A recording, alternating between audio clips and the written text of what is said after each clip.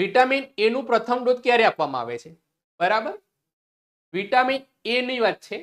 જન્મ સમયે, 6 સપ્તાહે, 9 મહિનાએ કે 6 મહિનાએ? મિત્રો આપણે ખાસ શું યાદ રાખવાનું છે? વિટામિન એ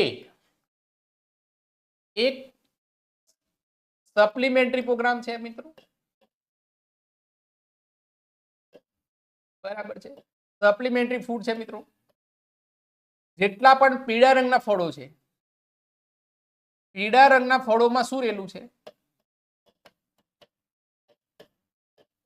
વિટામિન એ રહેલું છે. સૌથી વધુ શામાંથી મળે છે? તો ગાજરમાંથી મળે છે. આ ખાસ આપણે યાદ રાખવાનું છે. જેટલા પણ આંખ સંબંધી રોગો છે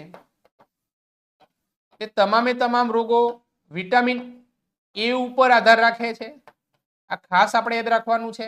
અને આની રસી છે એ 9મા માસે અથવા તો 16 થી 24મા માસે આપવામાં આવે છે.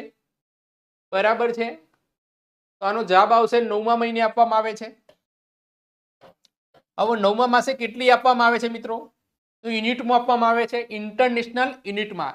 1 લાખ ઇન્ટરનેશનલ યુનિટમાં આપવામાં આવે છે.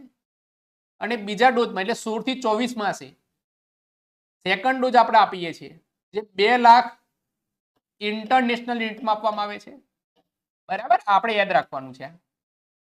એનો આખો ફોર્મ્યુલા છે આ બી, બરાબર, જે મોસ્ટ આઈએમપી છે. ચાલો આગળ જો. વિટામિન એ ના ઘણા બધા પ્રશ્નો પૂછાય છે. વિટામિન એ નું બીજું નામ શું છે? તો રેટિનોલ તરીકે આપણે ઓળખતા આવ્યા છે. બરાબર, અને વિટામિન એ ની શોધ કોને કરી? તો મેકોલમ દ્વારા આની સંશોધન કરવામાં આવેલું છે. કોના દ્વારા? મેકોલમ નામના તબીબી દ્વારા વિટામિન એ નું સંશોધન થયેલું છે. આ ખાસ આપણે યાદ રાખવાનું છે. જે